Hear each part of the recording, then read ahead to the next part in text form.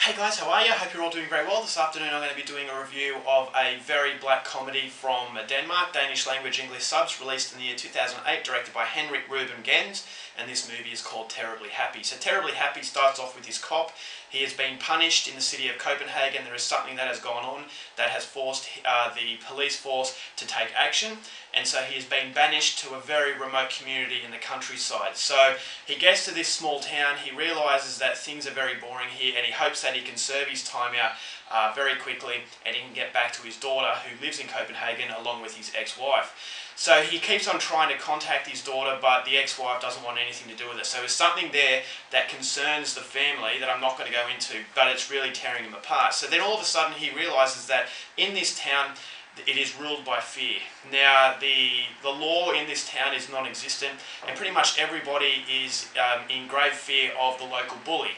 Now the local bully, he beats his wife, he's got a young daughter as well, but no one pays attention to it. They just, because this guy will break people's legs, arms, and so everyone just says, look, his name is Jorgen. Everyone says, don't mess with Jorgen, and just keep him happy and nothing bad will happen. So the cop, he starts to know the wife a little bit more, and he starts to suspect that there's something really wrong with this town, and he will go to great lengths in order to try and correct the issues, but at the same time try and fight his personal demons. So that's all I'm going to give you in a synopsis. If you want to know more, please go out there and see this film for yourself. Now my thoughts on Terribly Happy.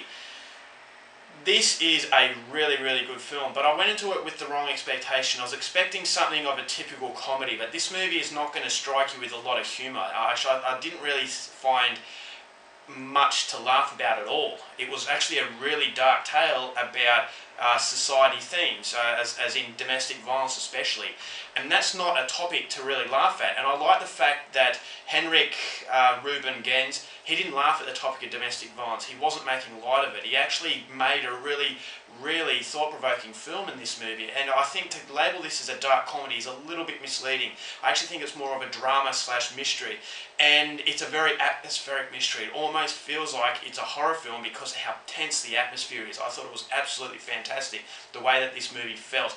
It's a very dark and dreary film. The cinematography is excellent. It captures a very remote countryside of Denmark and how these small communities basically rule themselves, and that they're so far away from the big cities is that help isn't coming. So basically they've got to fend for themselves, and the way that they actually go about their business almost feels like it's a completely different world. It almost feels like they've gone back 100 years to where these violence sort of happen, and at the same time it has a very modern sort of message as to do with domestic violence, where people can actually notice that someone has been physically abused, but they decide to do nothing about it because they're scared.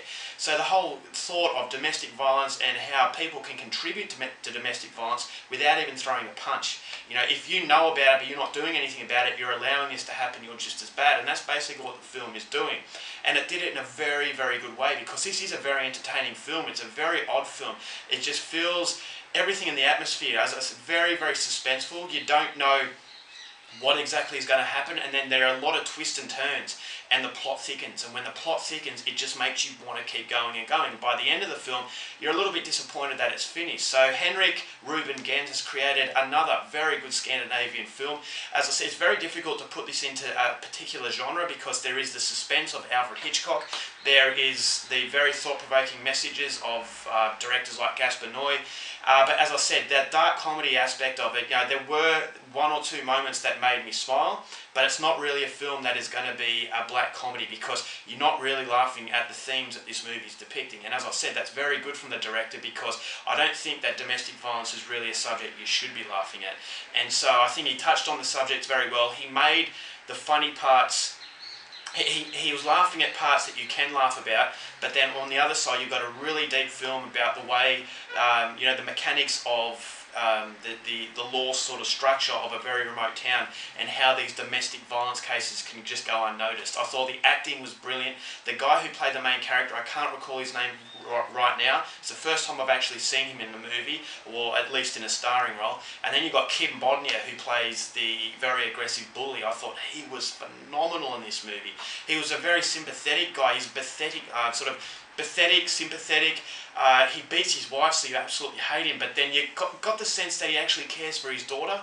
and he actually cares for his wife to some degree, but when he gets on the drink, all of a sudden he's gone off again. And that is the reason why a lot of these domestic violence victims tend to stay with their spouses, because this movie depicted it brilliantly, is that when this guy is sober, he's likeable, but when he goes into the drink, he's really bad. So then when he beats his wife, the next day he comes back, he's sober, and he's nice again, and then she comes back. So it's very scary the way that these people operate, and I thought it was just a very fascinating character, and it's a character that is made as good as it is because of the way Kim Bodnia acts. If you're not familiar with Kim Bodnia, he's an absolutely brilliant actor from Scandinavia. Now, a lot of other actors from Scandinavia have got a lot more recognition, but Kim Bodnia definitely deserves a lot more, and this is definitely one of his better roles.